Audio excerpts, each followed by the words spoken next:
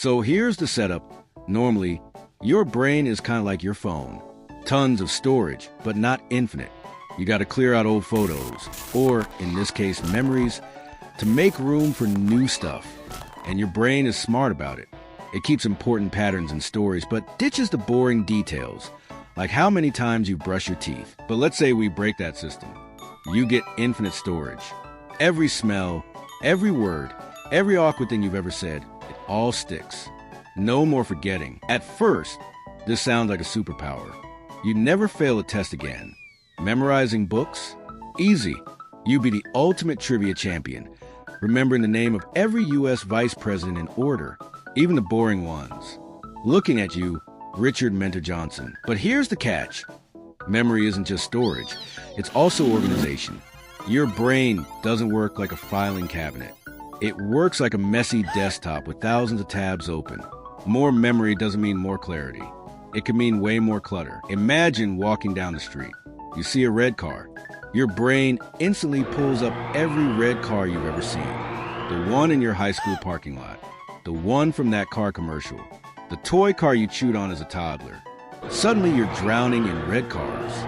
You can't focus on the one that's actually in front of you. This is basically what happens to people with a condition called hyperthymesia. They can remember almost every day of their lives in detail.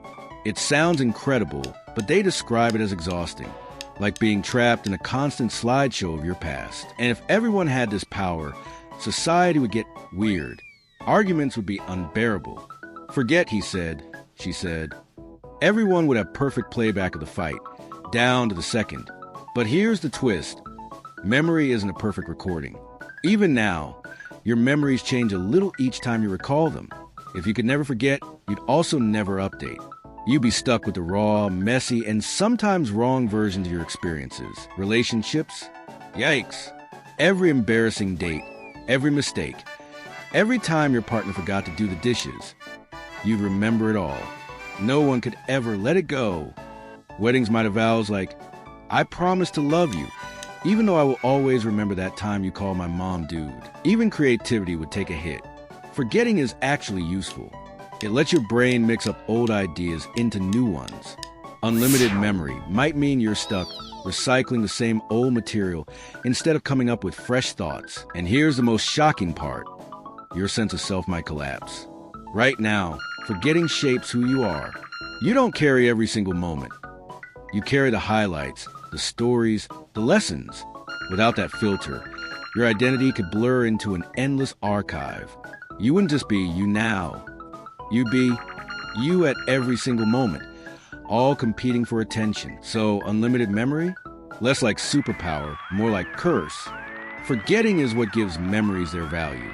It's the reason a special moment stands out instead of being buried in a pile of millions. In the end, maybe the best brain upgrade isn't remember everything. Maybe it's learning how to forget better. Or at least how to forgive ourselves for that one cringy thing we said in middle school. So, what do you think? Would you want unlimited memory? Or would you rather keep the ability to forget? Drop your thoughts in the comments. And don't forget to like this video, subscribe, and hit that little bell so you actually remember to come back next time.